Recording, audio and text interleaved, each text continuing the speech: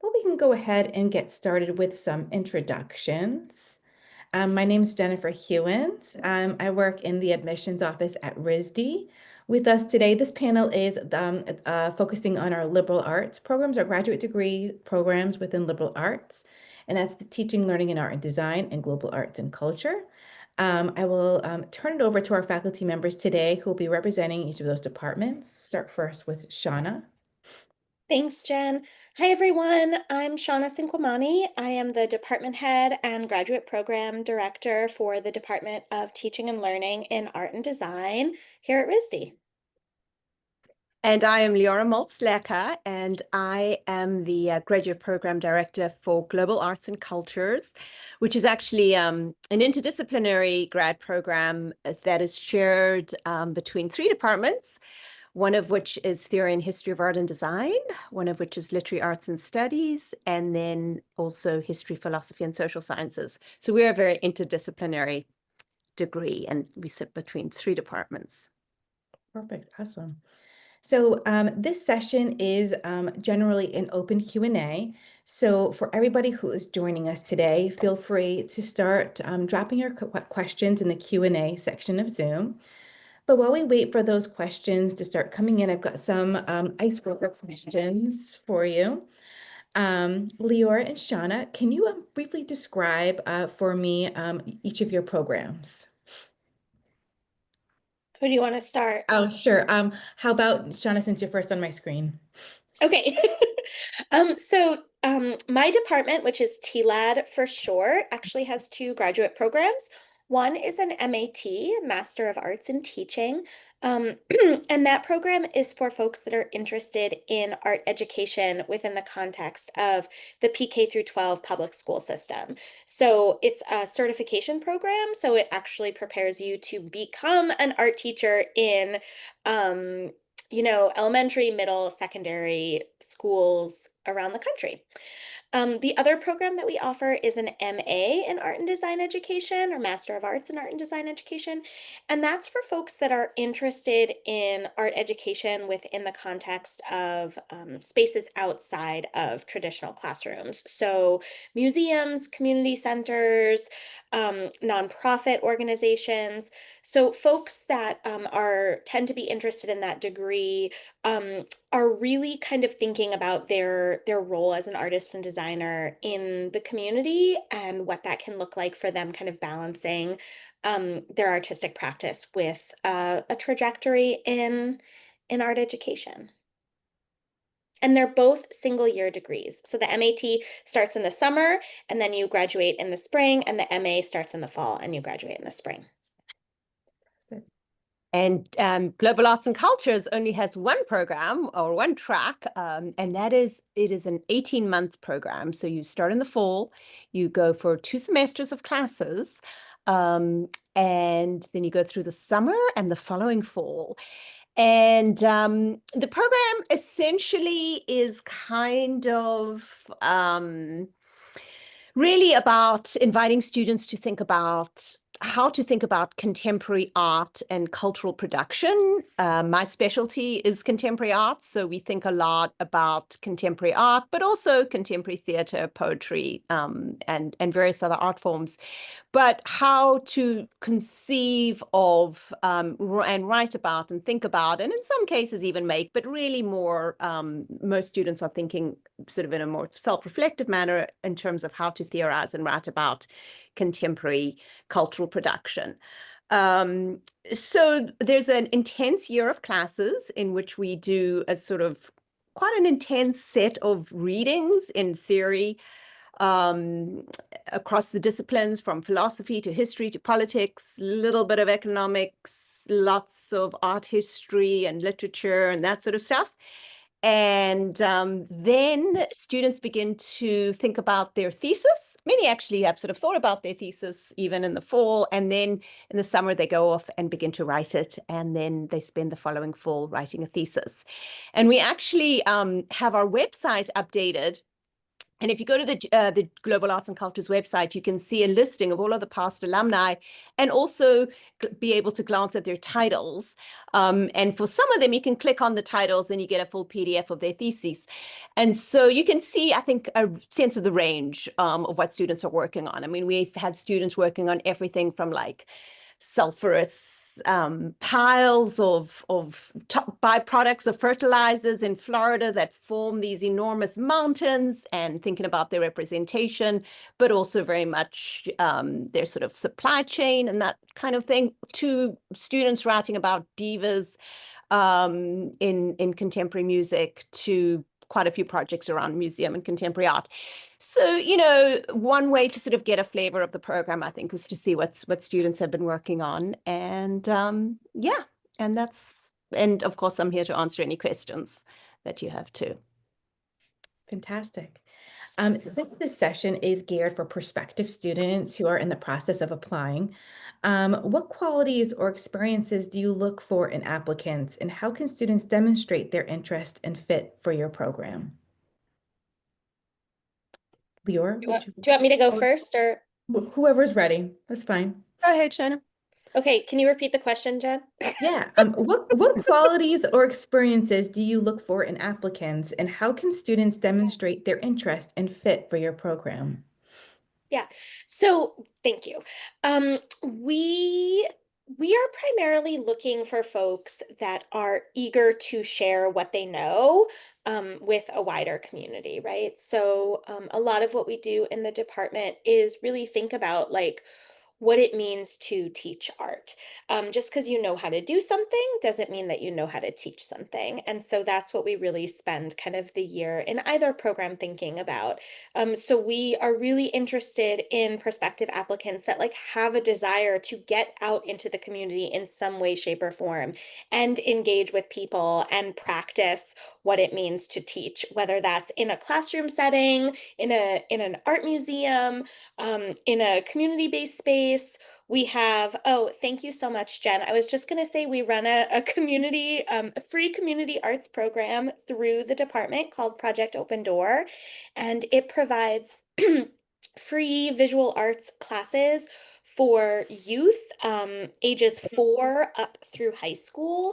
And so a lot of our graduate students kind of come to RISD, come to TLED with the goal of like wanting to collaborate with POD. That's our acronym. We like acronyms here at RISD, in case you haven't noticed. Want to collaborate with POD in some way, shape, or form. In terms of kind of, you know, what you can do to show an interest, demonstrate an interest, you know, the statement that goes along with your application is probably the thing that we look the most closely at. We really are interested in folks, again, who like want to engage in the community and also want and are eager to be in an accelerated program.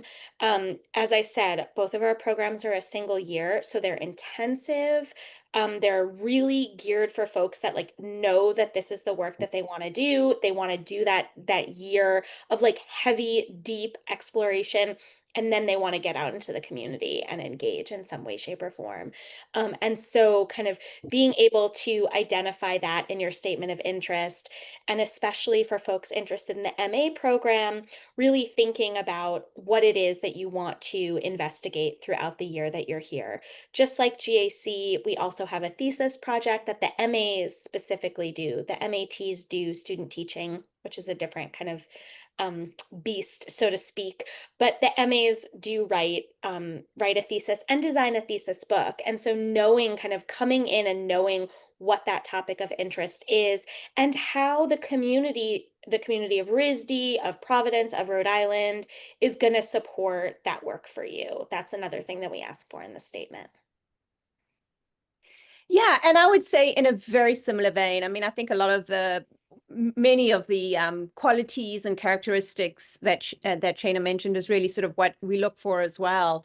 You know, certainly a willingness and eagerness to expose yourself to different kinds of ideas and different disciplines, because this is an interdisciplinary program, but also an appetite for a fairly intense program. The classes are a year, but things are quite condensed and they move quickly, and one has to be ready to read and write and think and work and design, and and to be able to do that in a super supportive environment. But definitely one has to be ready to sort of dive in with both feet.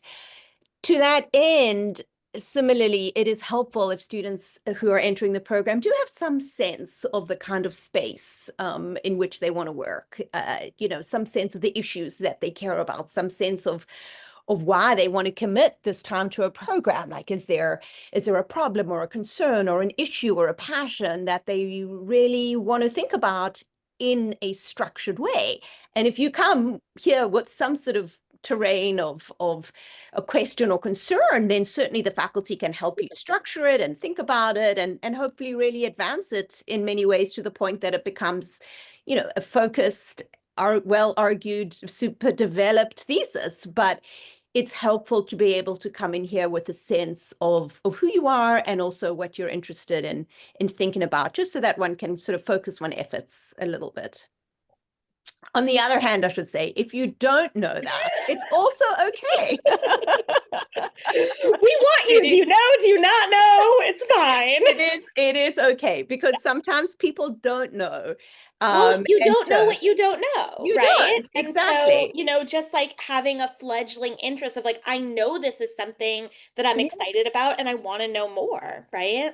And sometimes people think they know, and then they realize, actually, no, I don't want to do that. I want to do what this person's doing, or I went to this amazing exhibition and I'm interested in that. And so people also do switch. And that's also part of, the program is very expansive and flexible, and you can switch several times in the course of your first year, and think about all different sorts of things until you really settle on something you love.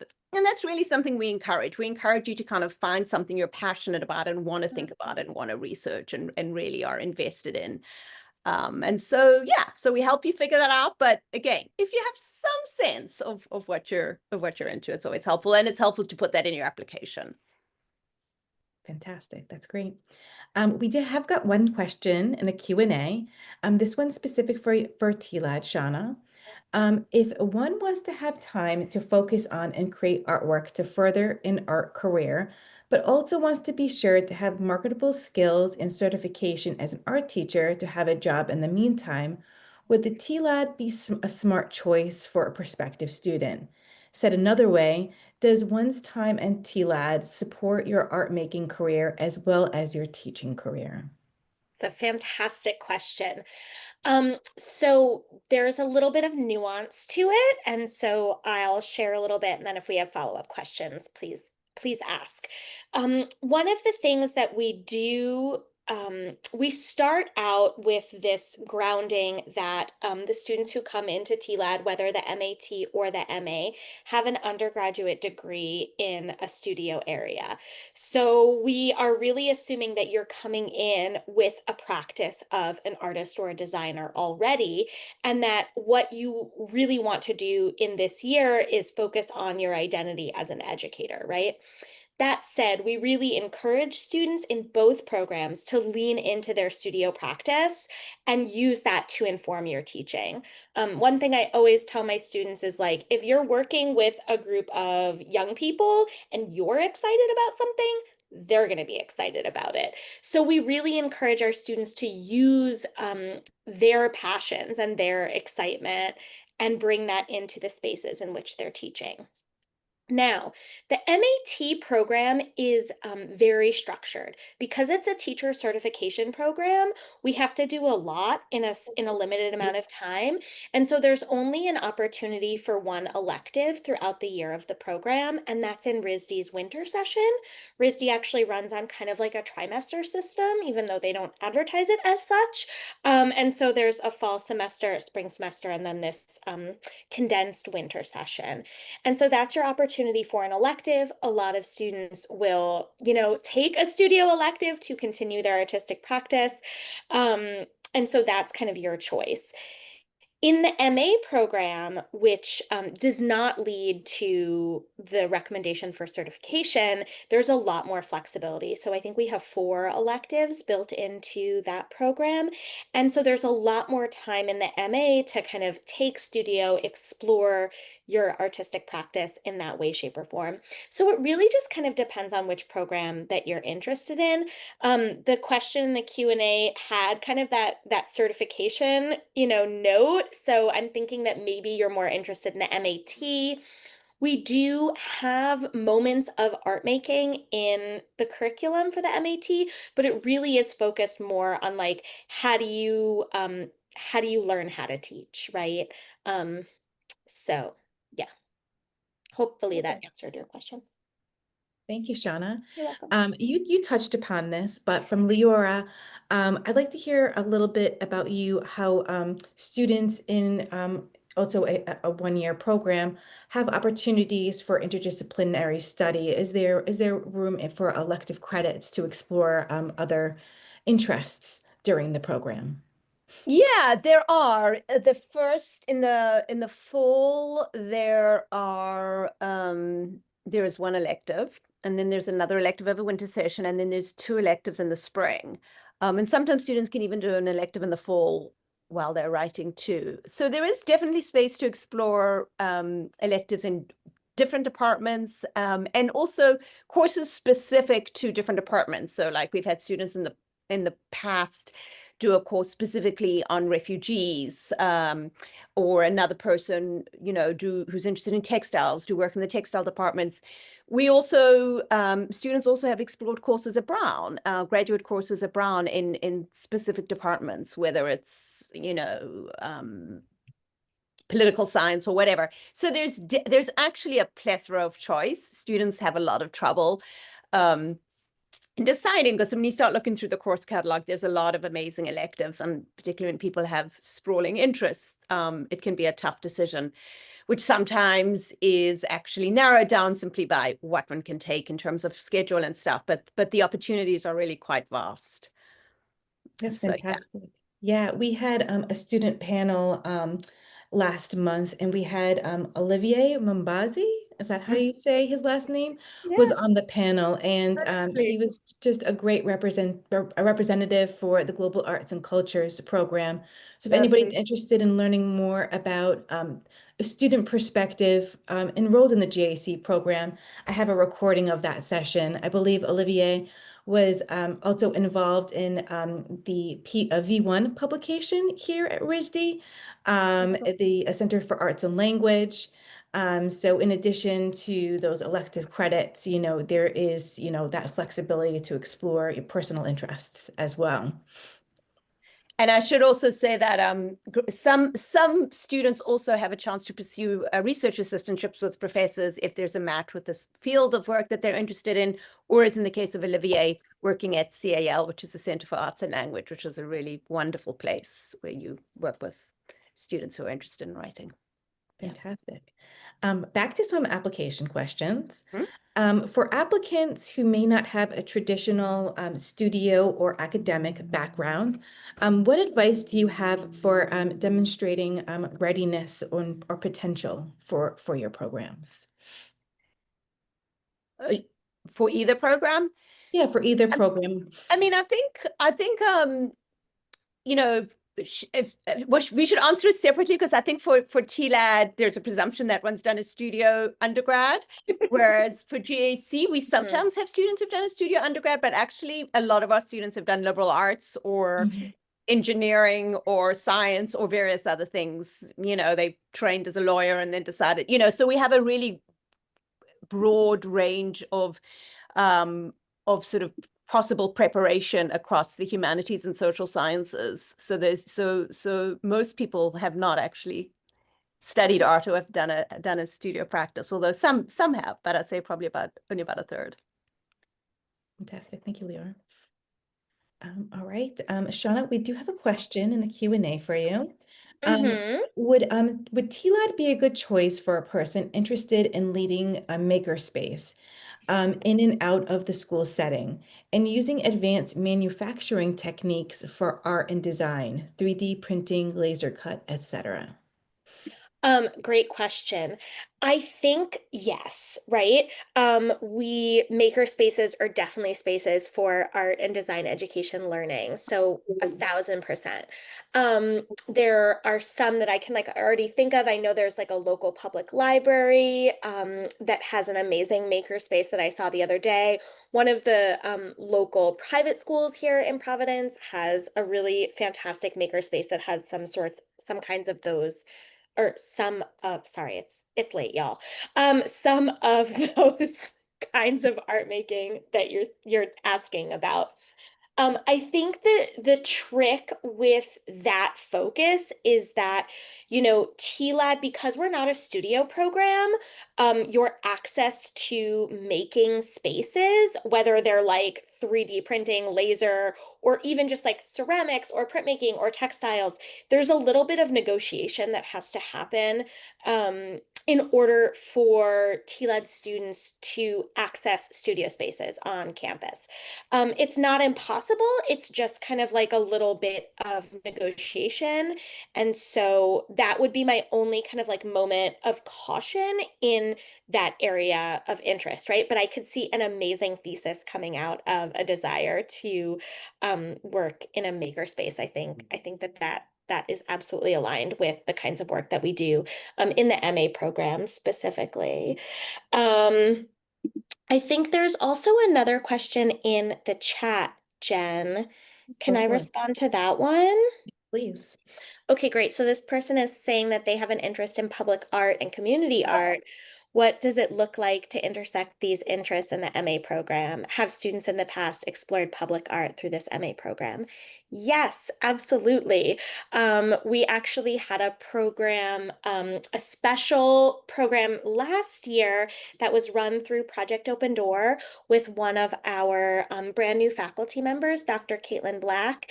And she is, her whole area of focus is on public art and community-based practice and murals specifically. Um, and she collaborated with this organization called Mending Walls, which is out of Virginia, and brought the founders of Mending Walls here to Providence to do a special workshop with local art teachers, with TLAD students, and also some of the high school students in Project Open Door. They created kind of a mural actually right outside. There was a public art class that the youth got the chance to take and enroll in, and they created a mural right outside the Project Open Door studio. So that would be, again, a lot of opportunities to intersect with that topic in the MA program as well. Fantastic, thank you. Mhm. I also want to do an event plug here.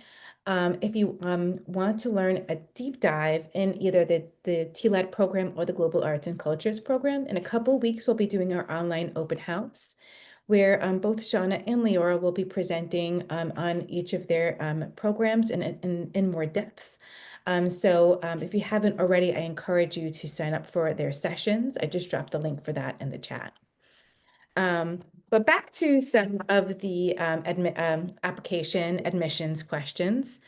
Are there any common mistakes you see in applications, and what tips would you give to help somebody stand out? A good question. I think the thing that I think my biggest pet peeve about student applications is when it seems like they're written not for us, right?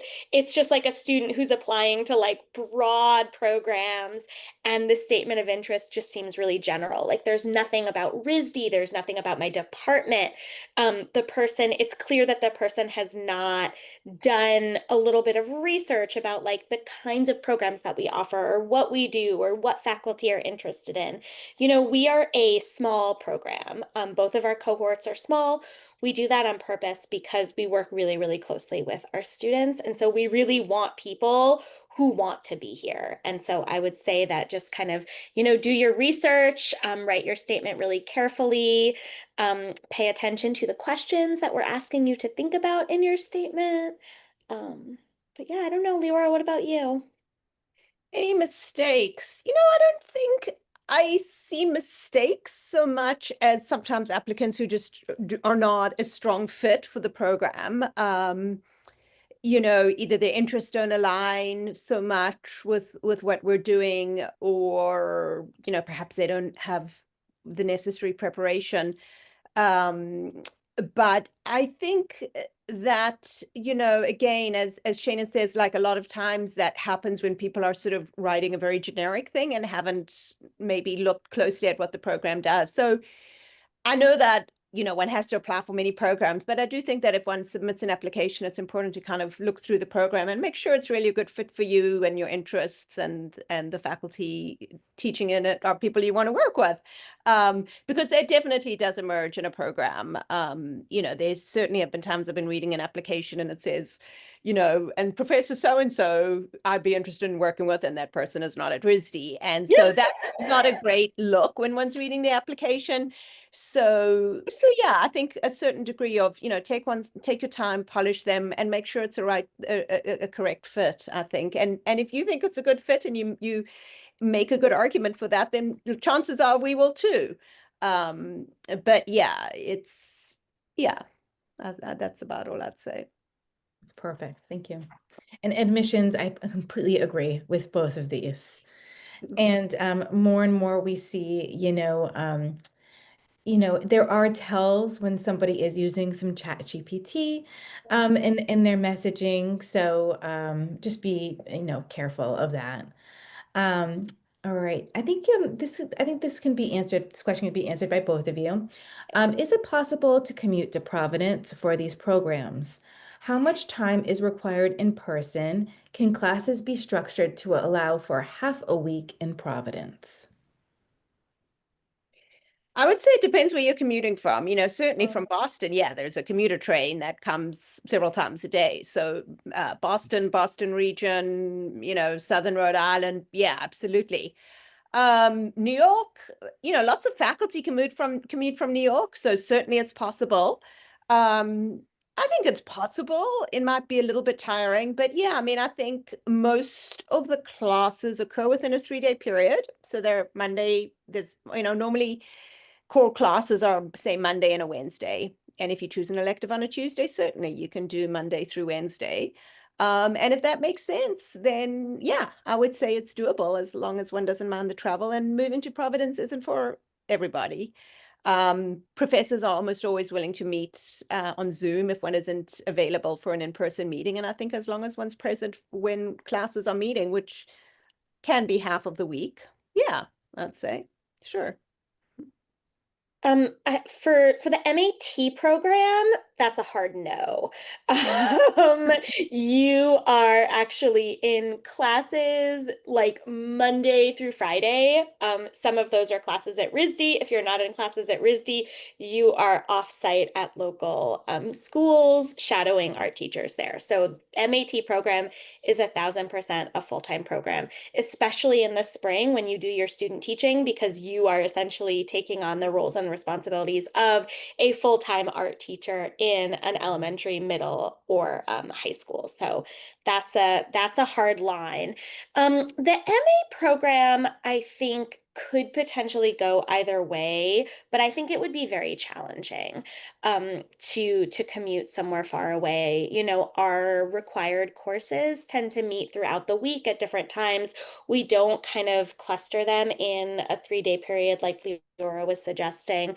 And then there's also kind of 2 electives. And so I think it would be, because you're taking 5 classes in the fall, I think that would be really hard to do if you had to commute from somewhere farther than kind of Boston. So I think for TLAD, we would really be looking for folks to kind of be here for the year. Also, one of the things that is important to us in the department is this community engaged practice. And it's hard to be engaged with a community if you're not living in that space kind of on a day-to-day basis. So Great.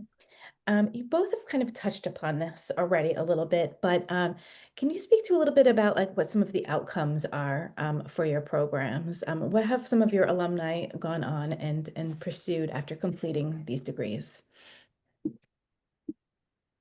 Sure, I can jump in there. So We do have some students who decide that they love research and writing and reading, and graduate school is just the best thing ever, particularly if they've worked for a few years and they decide that they want to do more and they apply for PhD programs. And we've had several students go on to PhD programs in various areas. I mean, we've had students apply for areas like geography, subjects like geography, but also we have a student from last year who's is doing architecture, history of architecture at Princeton.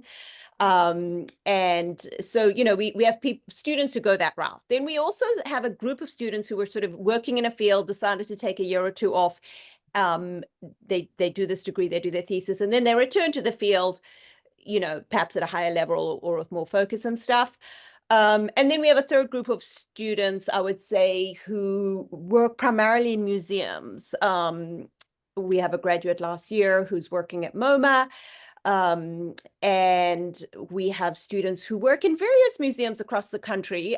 Many of them start at smaller places than MoMA because, it's a hard field, but there is I'd say a substantial interest in curatorial work. And so we have quite a few students who either work in museums or else I would say galleries. So those are sort of the three general trajectories. Mhm. I can jump in. I think, like Leora, we do have a small percentage of students from TLAD, primarily in the MA, that choose to go on and do either a PhD in art education or an education related degree. Or also sometimes our students will pursue an MFA. Sometimes we get students in the MA degree who are interested in art education at the college level. And so they will come in and kind of spend some time thinking about what it means to teach and then go on and do an MFA and then kind of shift into higher education.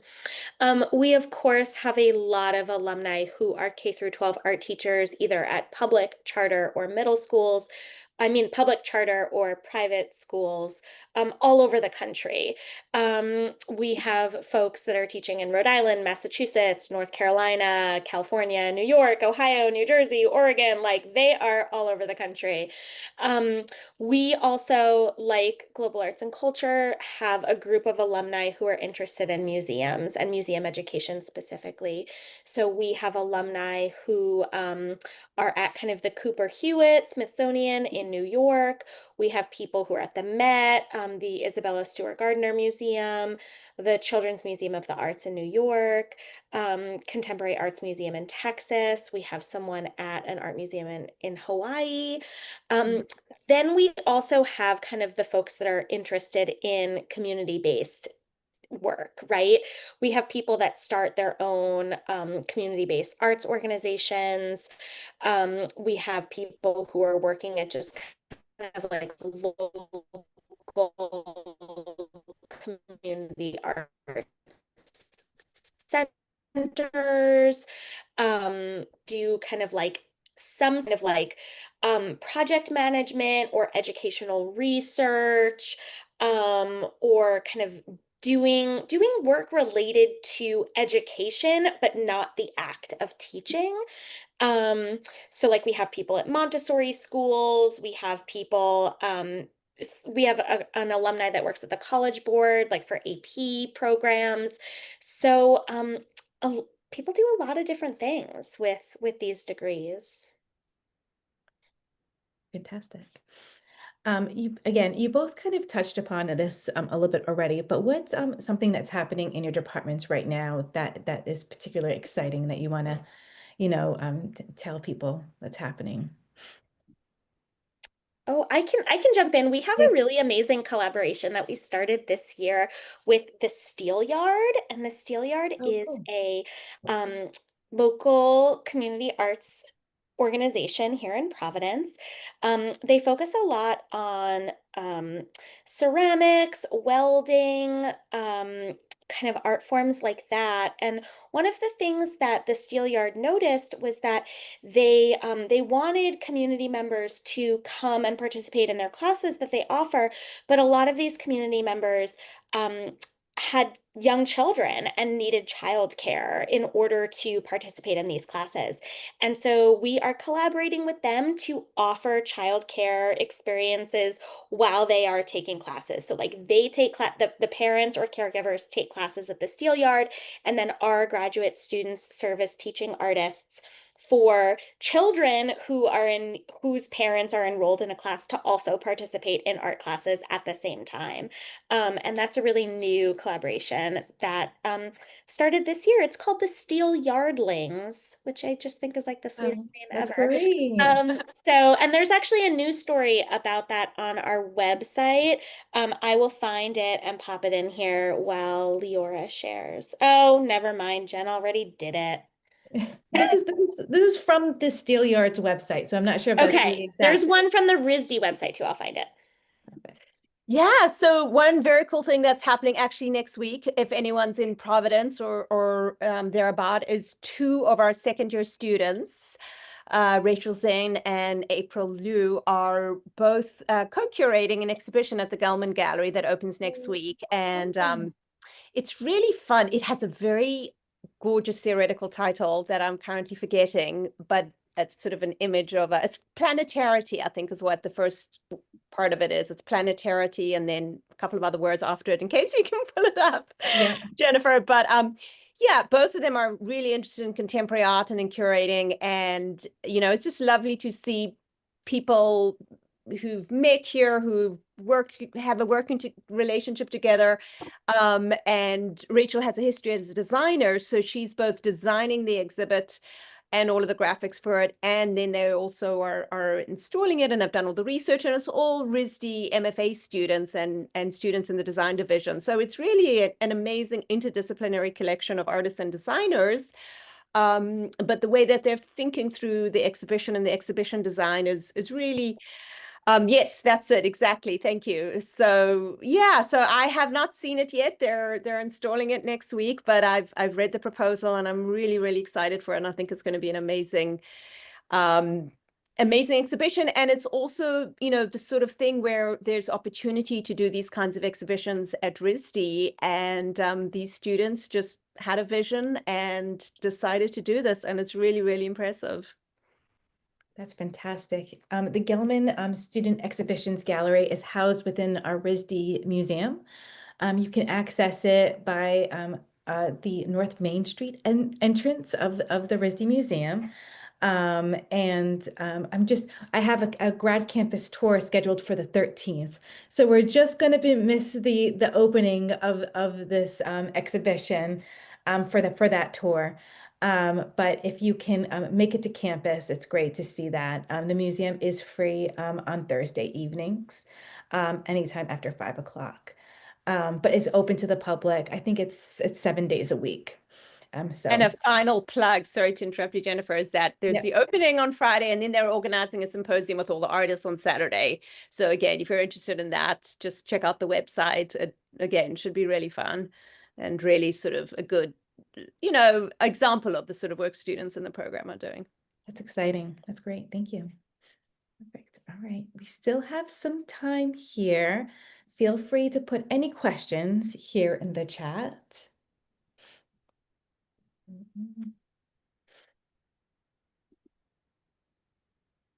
We've covered a lot of ground, I feel. I No, know. you really did. I've got some more questions queued up while we wait for people to drop them in. What's something that you've learned from your students that continues to shape your own teaching and research? Ooh, they're getting harder, Jen. I know.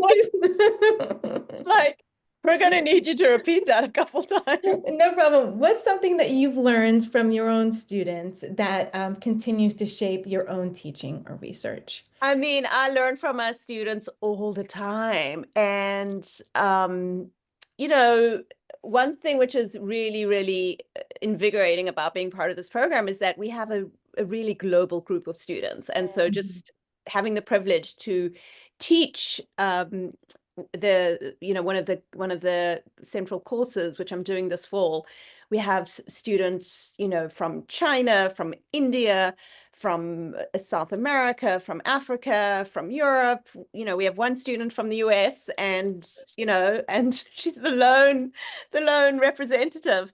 But it's amazing, because when we come to talk about specific political situations, or theater or art in a certain area, each student will chime in with their experiences, and which can be very, very different. So someone's understanding of censorship, growing up in the US versus growing up in China versus growing up in Colombia, can be really, really different. And so the kind of perspective that I get from my students about some of these places I've been to, many of them I haven't, I really feel like when the course is over, I have learned so much from them. And so, yeah, so I would say the fact that we are we're looking at the content of what we're looking at is globalism and globalization and global culture, but then to benefit from the viewpoints of a really, really international cohort is just an amazing privilege. And so, yeah, so I continue to learn from them all the time. Amazing. Yeah, like Leora, I also learn from my students all the time. I'm always being introduced to new artists that I have not kind of heard of before. We ask all of our students to really ground the teaching work that they're doing in the community in contemporary art, and really kind of push the boundaries of what it means, and kind of push beyond the traditional kind of like white male European artists that we're used to seeing in classroom spaces. So I always learn about really amazing artists. And I just second kind of Leora's note about just the value of learning from conversation and dialogue and engagement with a group of people. Everybody comes with different life experiences, different kinds of educational experiences that they've had. Um, and so being the kind of classroom space that's open to students sharing their perspectives, challenging ideas that kind of I, as a faculty member, am bringing to the table. I always love when we get into these like really deep conversations. I'm like, well, why did you really want us to read this? And like, I'm not sure that I agree with this. And I'm like, yeah, bring it. Like that, I'm always here for that. So I think as an educator, I'm always open to learning and growing, and that's just a part of my practice. And it happens naturally all the time. That's great. All right, we did get a question in the chat. Shauna, this is for you. Okay. What type of portfolio work is TLED looking forward to, and should graduates gear themselves towards, and should graduates gear themselves when applying? Yeah, so great question. The portfolio requirements for the MAT and the MA are a little different. For the MA portfolio, we are just really looking for images that exemplify your own artistic practice. So for some folks, they might just be like, I'm ceramics, here are 20 images of my ceramics work. Some people might do a lot of things, and so their portfolio might kind of show breadth as opposed to depth. That's fine. For the MAT portfolio is a little more specific, only because, as a certification program, we need to make sure that you demonstrate kind of skill in a variety of art media, so that we know you're prepared to go into schools and teach that media. So we ask for 10 images that are an in-depth exploration of your studio practice, so that kind of depth. Then we ask for 3 images of drawing specifically, because that really is kind of the grounding of K through 12 art education. And then we ask for 7 images that show show breadth of your exploration of media. So to really help us create a big picture of like, if you were to go into a classroom to teach art, these are the kinds of things that you have experience in, and that you would be able to share with your students. Great, thank you. Leora, for the GAC application, applicants need to submit a writing sample. Did you want to speak a little bit to that requirement?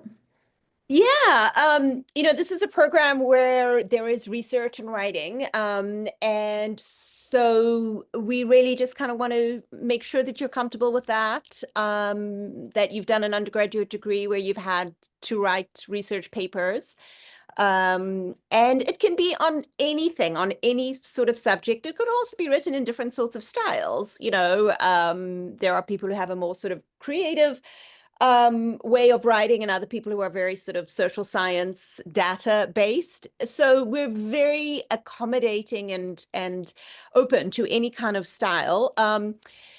And, as long as it's something that, you spend time on and you feel you're sort of invested in and represents you, it can really be a range of things. I don't remember offhand what the page length is. It states it on the website.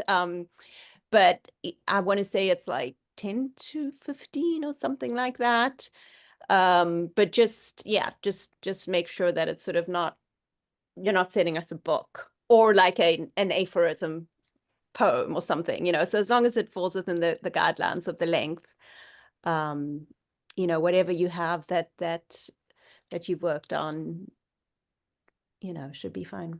Perfect. And then just to reiterate for the GAC, it's 2 writing assignments. So it's the statement of purpose, and then it's also the writing sample. So Right, exactly. And so the statement of purpose is also more, it's a personal statement, but it's also really about one's research interests and, career trajectory or intellectual pathway. Whereas a writing sample can be on something completely random that, you were once interested in and have now you moved on from. So we don't consider the writing sample to be representative at all necessarily of your interests.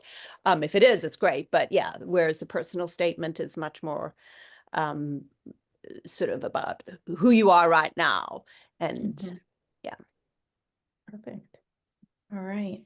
We're about 10 minutes out. We're nearing the end of this webinar. So I want to give people the opportunity to ask any questions they may have while we have Leora and Shauna here. But it's a-okay if you don't have any questions just now. You'll have an opportunity to ask them again at their open house session as well. Yeah, and I would just reiterate, as I mentioned before, if people are interested in the program, just check out our website and look at the alumni, look at the students who've gone through the program, what they've worked on, what they've been interested in, what they've written about, and just sort of, I think that can be a pretty good way of really figuring out what the program is about and whether it would be a good fit or not. Yeah, and I'll also add that I am always happy to meet with prospective students. I do that a lot, met with 2 today. So if you have specific questions that you don't want to put in the chat or you don't want us to answer here, please just, you can reach out to Jen or you can email me directly. I'll put my email in the chat. I am always happy to chat with folks, answer Yep. questions. And the same goes to me. I think my address is on the GAC website, so feel free to reach out directly if you want to talk more or if you have questions. Fantastic. Well, if there isn't any more questions, I can give both of you 9 more minutes back to your evening. Thank you again for being here and teaching us a little bit more about your programs. And yeah, I look forward to learning more at your open house sessions. But yeah, that will do it for us if there's no other questions. I'd like to say thank everybody for joining us. Thank you, Shauna. Thank you, Leora. And yeah, I'll see Thank you you, around. Jen, for organizing this. Yeah. We're grateful. And And thank you all for coming. It was wonderful to have the chance to answer your questions and connect with you virtually and in the imaginary world out there. thank you, everybody, for coming. And remember, we're not going anywhere. So if you have any more questions, feel free to come to the next session or shoot us an email and we can chat in a more informal way. Great. All right. Good night, Awesome. everybody. Thank you, everyone. Good Good night. night. Bye-bye.